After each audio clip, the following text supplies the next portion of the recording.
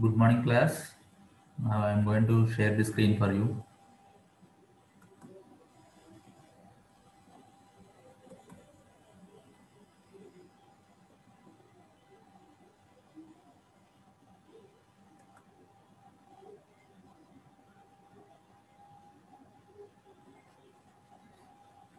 So in today's class, we are going to discuss what a module is. It is a very important topic. This is the base for the original programming, right?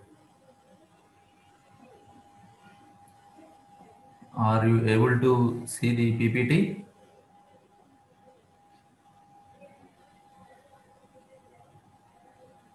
Anyone? Yes, sir. I will be starting the slideshow. If at all any disturbance, you please intimate me. Okay. Now are you able to see the screen? Okay. Anyone? Now are you able to see? Green colour లో వస్తుంది sir screen. It is coming as a green color, right?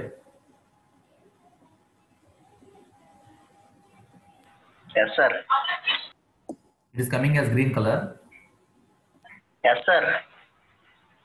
Now it is okay. Now is it okay? No sir.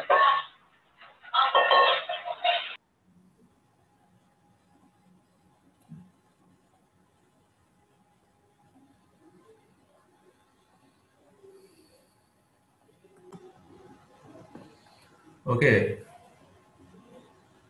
In today's class, we will be discussing what a module is. Okay. In Verilog, any program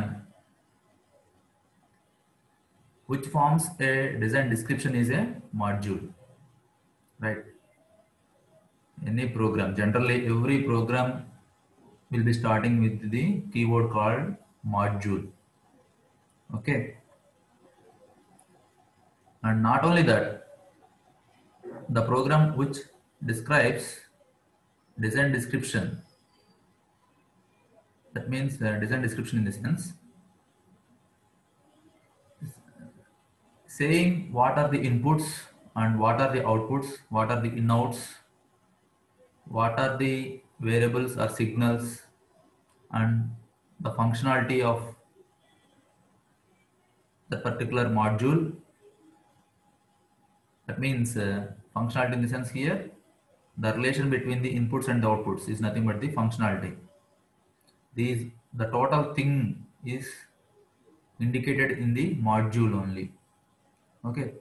Not only this, if you want to write some test benches, we simply call as test benches. Any program written to test a design description is also a module. Okay. If you want to write a test bench program for the existing module also, it is also nothing but a module. We call that one also called as a module, but this is called as stimulus module or test benches. We can also call it as test benches. Okay. So first and foremost, we have to know the difference between stimulus and simulation. Okay. Generally, these two words are similar, but simulation in the sense verifying the exact functionality. Stimulus is nothing but verifying the functionality, but it will be okaying if at all it is almost as expected. Do you get now? The stimulus is nothing, not exact simulation. It is approximated simulation is nothing but stimulus. Simulation is nothing but verifying the exact functionality. Okay, we'll see in deep what module is. Okay, so you see here, any Verilog program begins with the keyword called as module. Okay. So if you think this module as a black box,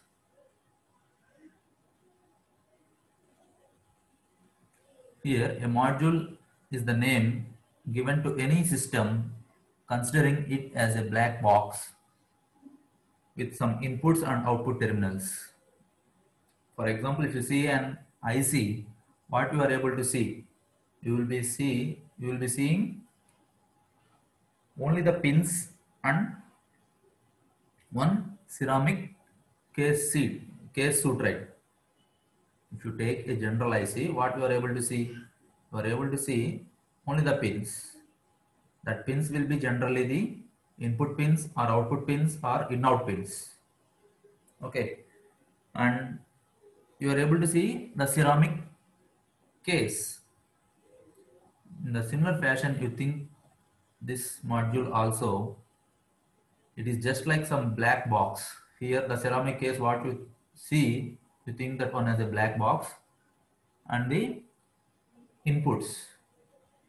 Okay, so input ports, we call these terminals as ports. Actually,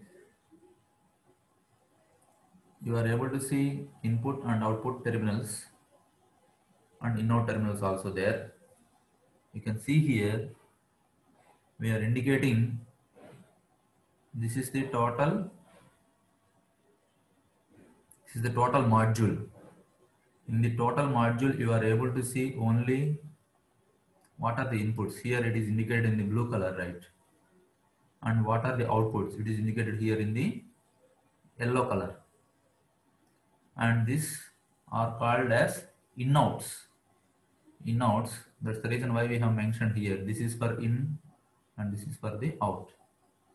Same thing can be used as input and same thing can be used as the output. Output ports.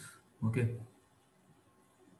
See here, we will have a discussion on it, right? Every program will be starting with the name called as module. So module is the predefined keyword, and for this black box I am giving a name. I am giving a name as adder. Okay, I am giving a name for this module, that means this black box, as adder. And generally here the order is outputs, in-outs and inputs. First comes the outputs. First we have to say what are the outputs, and next we have to say what are the in-outs, and next you have to say what are the inputs of that particular module, that means for that particular box, black box. Here we are representing module as a black box with its ports, right? In the syntax you can see clearly. Okay, we will be seeing the module syntax in detail in next slides later, but just to see what it is, how a module statement is started, you're just seeing as an example here. See here, the terminals of the module are referred to as ports. Generally we have three types of ports. One is input ports, output ports and in-out ports. The third one is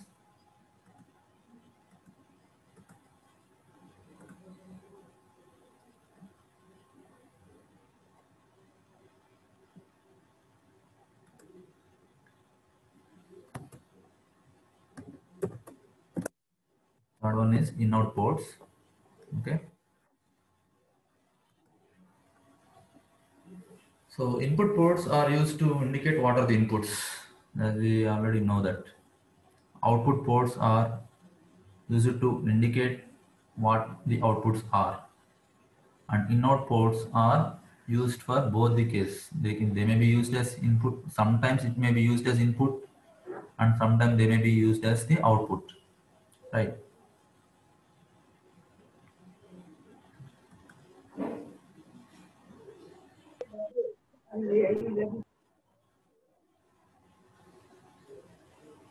So generally for a module, that means for a black box, how many number of inputs and how many number of outputs required can be depend can depend only on the functionality of the module only. Based on the requirement, we will be increasing the ports, the inputs or outputs. Here one thing what we have to remember is, for some particular modules there will not be any inputs or outputs or inouts. Simply sometimes we used to write only module, and there will not be module and name of the module, and but there will not be any ports information in it. Generally the port information what we write in the brackets are nothing but the outputs, inouts and inputs. Okay, for some particular modules there may be only inputs, for some particular module there may be only outputs, for some particular modules there will be only inouts, for some particular modules there may not be any inputs, outputs or inouts, or for some particular modules there will be combination of only inputs and outputs, there may be ins and inouts, like this. There is no restriction that there should be, definitely there should be some ins, outs and input outputs, right?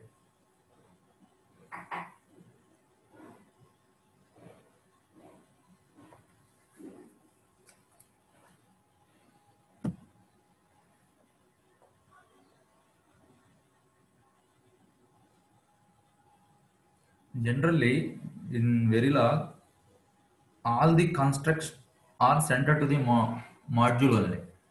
Okay,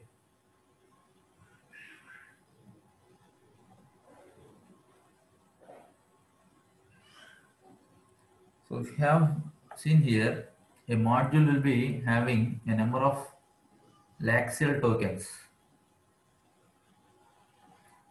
That means in VHDL you will be starting writing the program from library IEEE. Use IEEE .std_logic_1164.all, and if you want more number of libraries you will be adding there itself. Extra 3 to 4 types of libraries are available there, you can add those there. Then you have entity, and then you have architecture, and we have architecture begin. In between we will be writing what are the inputs, what are the outputs, signal, that means sorry, what are the inputs and what are the outputs will be written in the entity, what are the signals and what are the variables, those things, and some component declarations will be written between the architecture name and architecture begin in between, right? Here the starting statement of the program is module and ending is nothing but end module. Okay, end module, there will not be space between end and module. Okay, in between these we will be using this Lexel tokens. If you want to study particular language, it should be done in a predefined format. You have to study some predefined format. So just we are seeing these are as some Lexel tokens. We will be studying these in next units. Just you will see just the names of it. Okay, here these Lexel tokens will be generally like white spaces, comments, operators, numbers, strings, identifiers, keywords. These are the general possible 7 types of tokens. Actually these are not in the order, but while learning the total language we will be learning all these, and they have to be formatted in a particular order, right?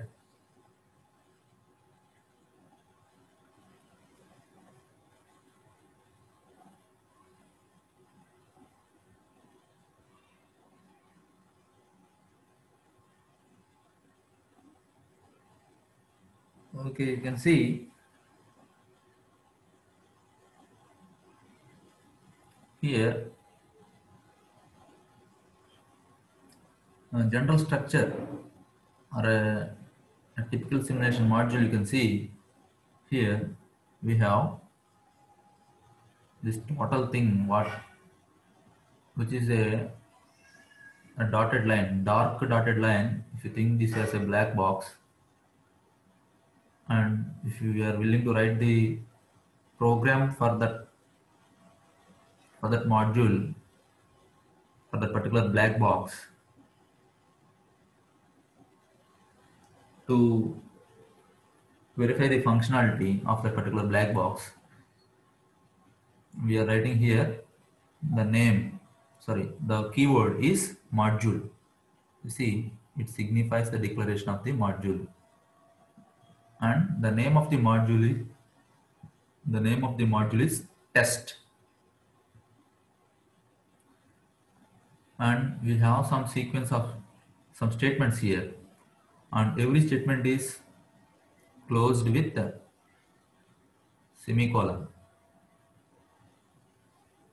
So semicolon signifies the termination of the module statement, and end module, it signifies the termination of the total module. This is the starting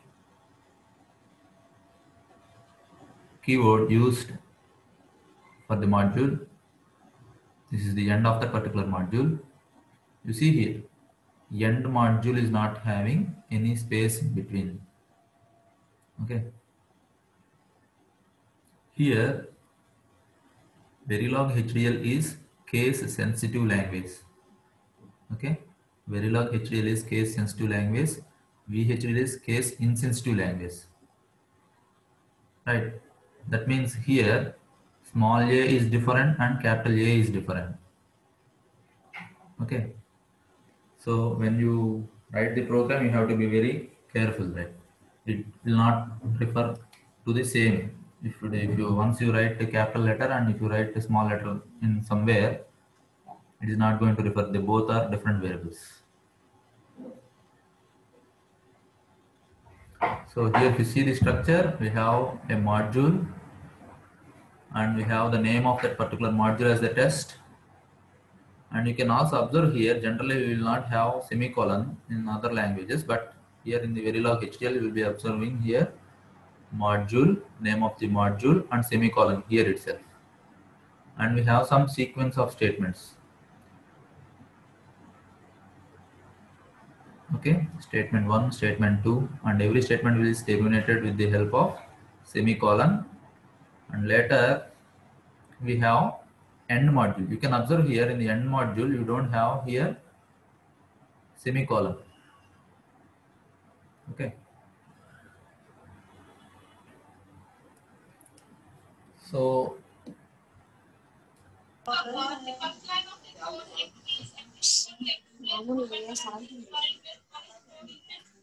every module can be called any number of times. Okay, it can be called for testing, or it can be called in some other bigger module also. Okay, we here when we have a program, if we require, for example, if you write a program for NAND gate, and in some other area, if you want to use that particular NAND gate, you can call that module, okay, to perform some function, and it will be leaving from that place, right? So that is nothing called as nothing but invoking. Okay, here whenever a module is invoked for testing or for incorporation into a bigger design module, the name of the module here, what we are using here is test. Okay, it is used to identify the purpose, right? It is used to identify the purpose.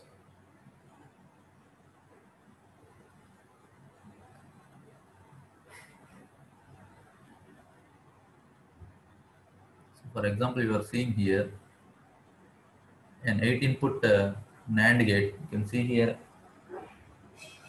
I am using an IC with number 7430.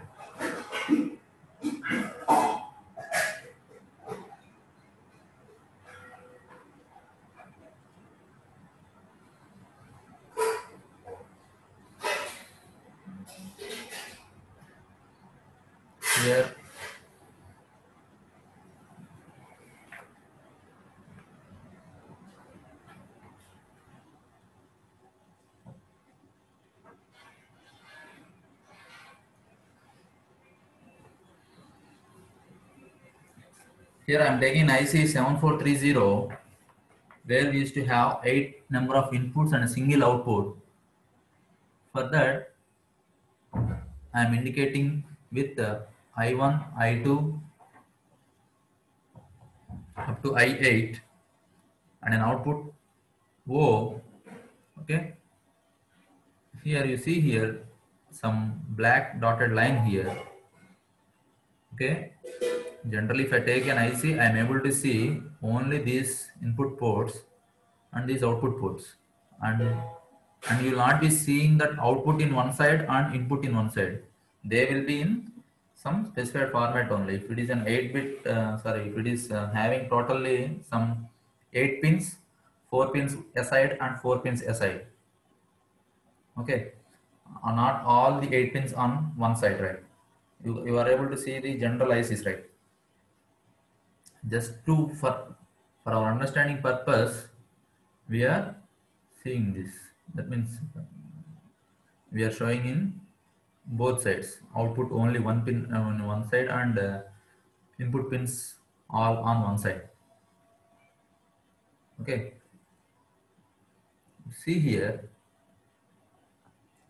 if I am willing to write the functionality for this.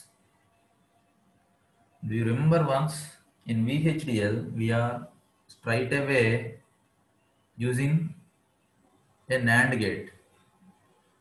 Simply, if I want to perform a NAND operation between A and B, two input variables, and if I have an output variable as Z, I am simply writing as Z less than or equal to A and B. Okay, that means VHDL is done at the gate level only. A gate is the minimum primitive there.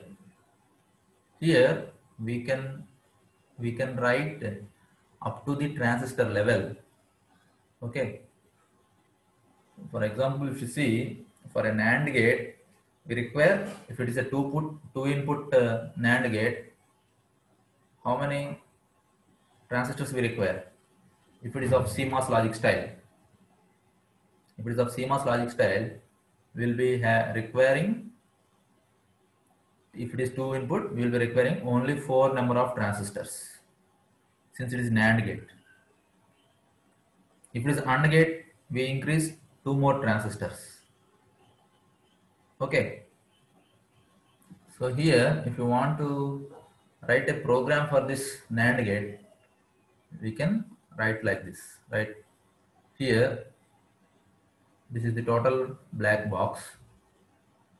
Here, we have to start that particular module with the name called the module, and NAND underscore gate is the name of the module, and here we have an output as O.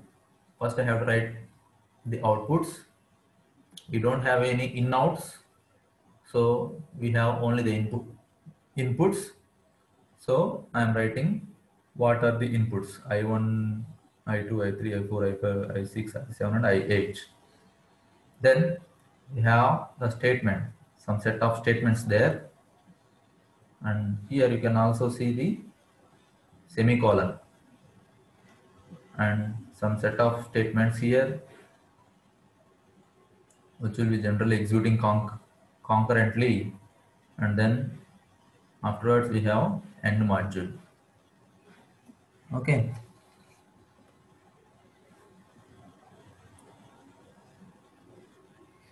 See, as in the previous discussion, it is similar here also, right? Every statement is terminated with the help of semicolon.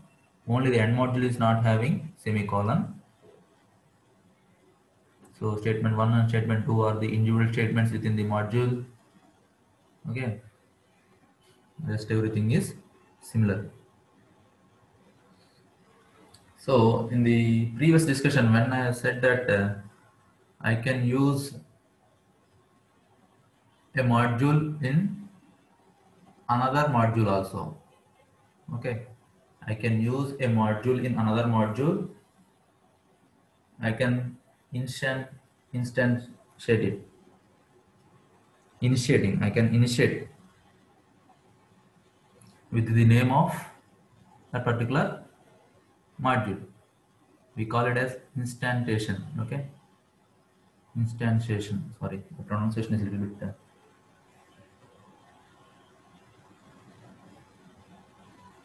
Okay, so that means here you can see generally we'll be having a table with the IC number. Generally, in down we are using IC type. It's the IC number, and with what name we have called that IC, we are writing on the top here. IC1, IC2, IC3, IC4, IC9. Okay, we are simply calling with some name, and what is that particular IC we are giving here. You can see IC1 is 7430 and IC2 is also 7430. That means I am using 7430 IC so many number of times. Okay, every time when you call that IC, it should have a different name. Okay, instantiation is having different name, but module name is same. That thing you can identify here. Here you see, I am using a NAND gate. This is the name of the module. Name of the module is this NAND gate. But for instantiation, I am using IC1. Name assigned to instantiation is IC1. Later we will have name of the output lead. Name of the output lead here. Just if it is just like using a in the structured programming, we will be using the labels, right? Label L1, label, sorry, L1 colon, the name of the program what you are required to use there, space, port map, and in the bracket you will be writing inputs and outputs there. Do you get now? Remember once, you recall once the VHL programming. In the structural model, sometimes you have used the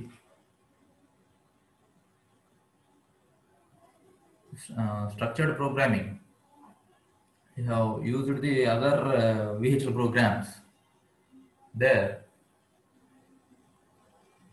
and you are calling with the help of a label. Label is not a matter there. Label name, that is L1 or P1 or Q1, it is not a matter for us. We are giving some name, semicolon there, and some name of the port. Sorry, name of the gate there. Sorry,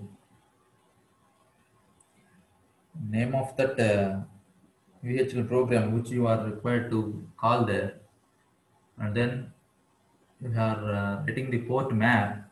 That means you are mapping the ports which are the main program ports with the current ports. The same thing you are doing here. Okay, you are using a NAND gate here. You are using a NAND gate, and for instantiation I am using IC1. Okay, and I am having here that what are the output ports and what are the input ports. local. Generally, we can call as local output ports and input ports for that particular program. Here, what we want to assign. In the NAND gate, the module will be having the original ports, and that ports will be mapped here. The output port is mapped to B1, and the input ports will be mapping to the A1 to A8 here. In the similar fashion, I may call once again same NAND gate, but here instantiation with the help of IC2. I am giving as an IC2 number, and B2 is the output here for this particular point of time. My output is B2 and my inputs are from C1 to C8. Okay. You can also see that IC9 is 7405, some other IC.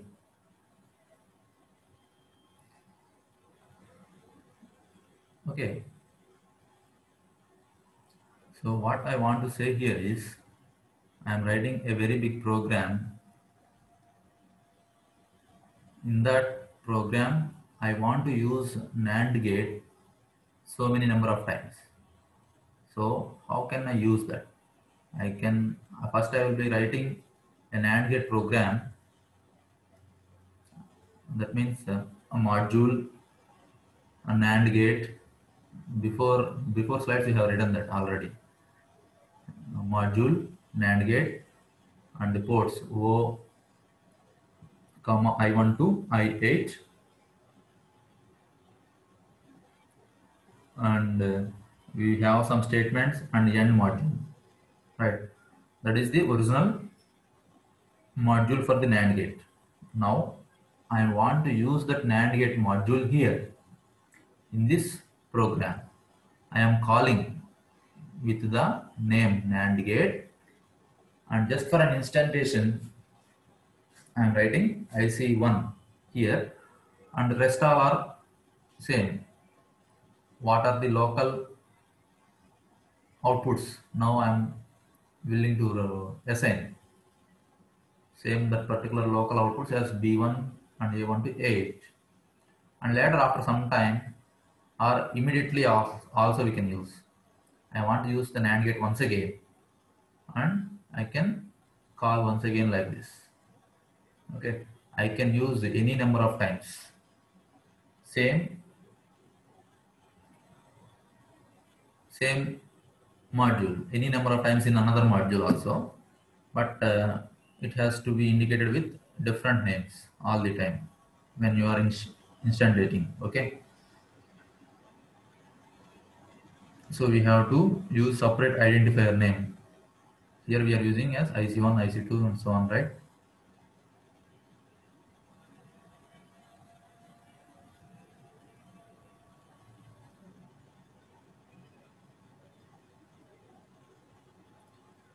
So here what we have discussed the same is here. As a part of instantiation declaration, the input and output terminals are to be defined.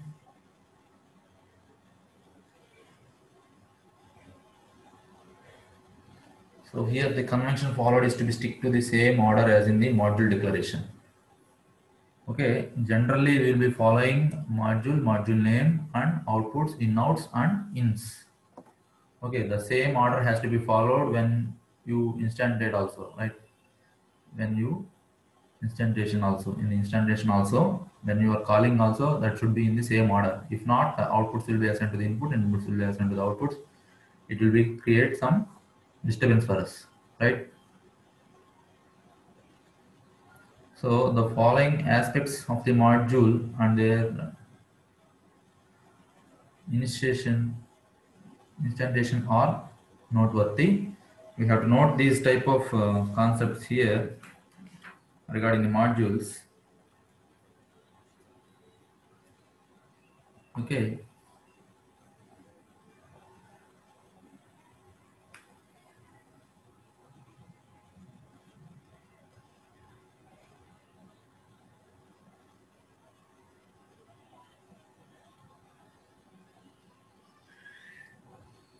Each module can be defined only once.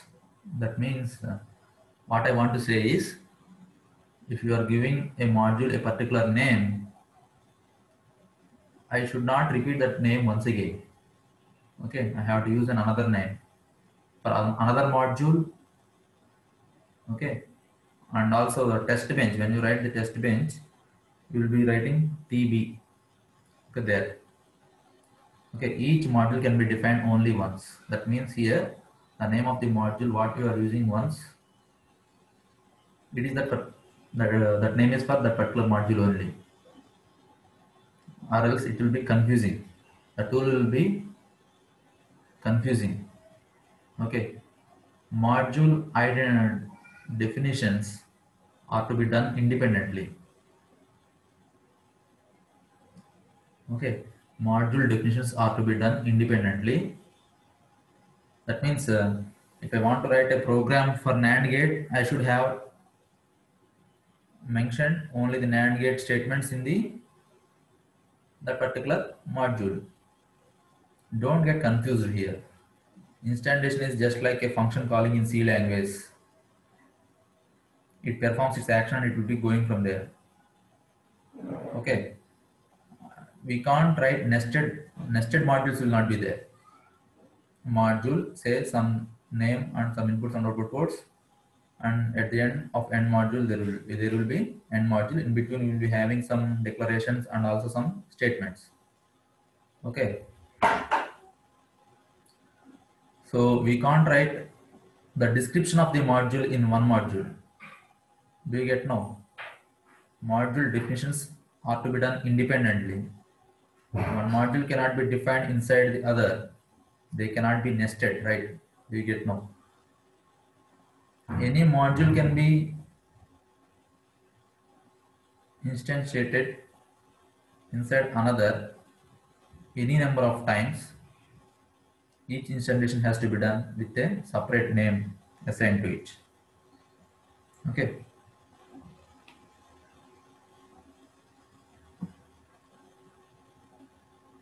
We can use any number of times. Same module for instantiating, but we don't accept the nesting of the modules. Okay.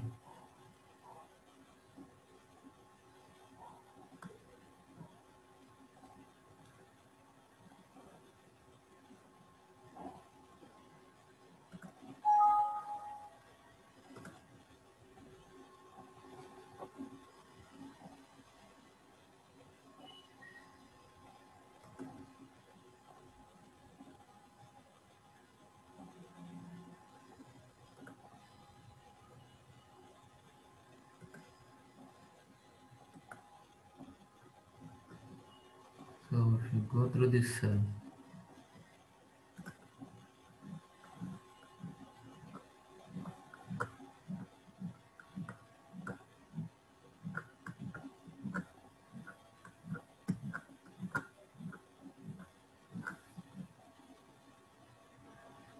next topic what we have to discuss is simulation and synthesis.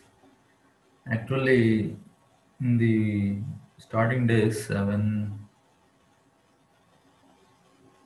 Mentor Graphics is the company which will be providing this model sim, what we have used for simulation of VHDL, and later we have gone for the Xilinx. At the time of simulation,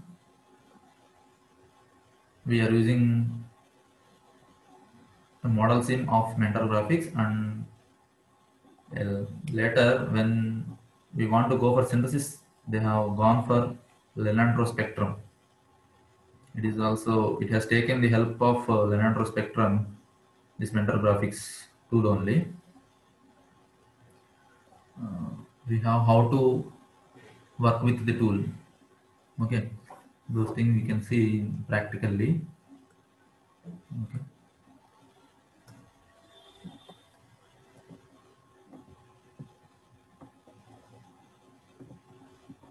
This is the working procedure, how to work with the tool. Later on, we will see the test benches, what test benches are. So you can see here, any digital circuit that has to be designed and wired goes through a testing process before being declared as ready for use. Whatever the IC we give into the market, it has to be tested once. Okay, without doing that, we can't leave it into the market, or we can't say that it is ready to use. Okay. So when we want to test a particular IC or a particular module, here we don't go up to the IC level. If you are having a general module and that module has to be tested, we require the test bench of that particular module. Okay. Why we are going for testing is to ensure whether it is doing the expected functionality or not. Okay. And when you go for verifying the functionality also, we have to verify whether the functionality is going in particular order or not. Okay. Here we are in the behavioral models, we require some statements to be executed in sequential manner, right? So it has to be done in the particular order only, one after the other.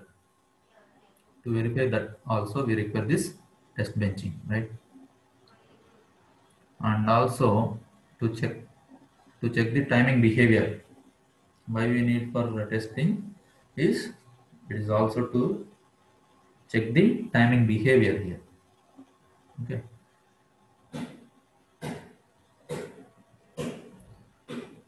So just we'll see we have some keywords.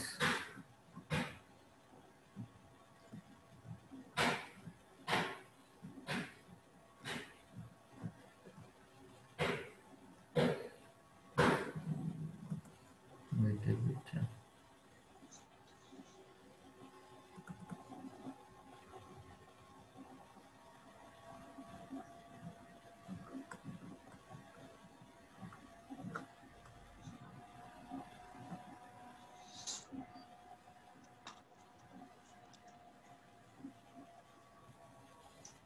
See here, a test bench is HTML code that allows you to provide a documented and repeatable set of stimuli.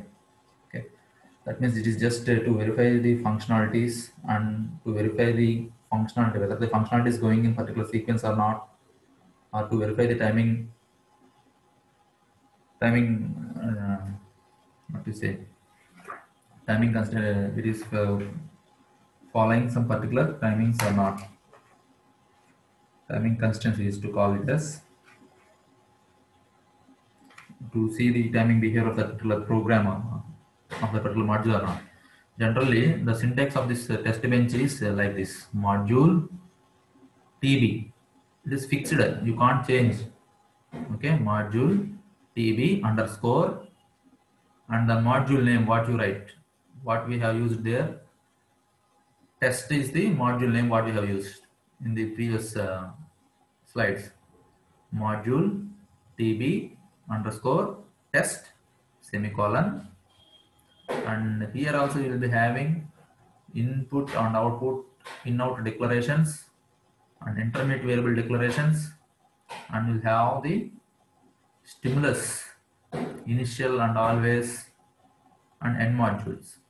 Okay, what this initial and things will be seeing once again there. That is the general syntax.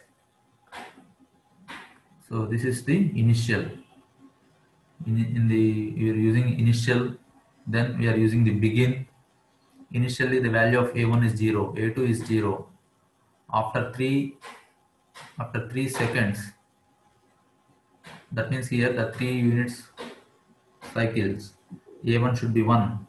After it has to be there for 1 second, and after that A1 has to become 0. After 2 seconds, A2 should be 1. After 4 seconds, A1 should be 1, and after that A2 after 3 seconds, A2 should be 0. After 1 second, A2 should be 1. Here this indicates we are wantingly giving some delay. This thing we have already studied that we want to give some amount of delay to verify the functionality. We are giving this delays to the system, right? And here we are verifying for the a gate G1. Generally it is an AND gate. For instantiation we are giving G1 there, and we want to see that on the monitor itself.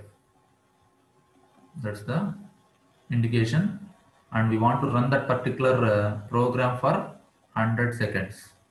After that we can finish, right? This is the explanation of text bench, how we will be writing, how to write a test bench for a given program. The thing will be discussed in the later classes also in detail, but you have seen here what the test bench is. Okay, we will conclude now.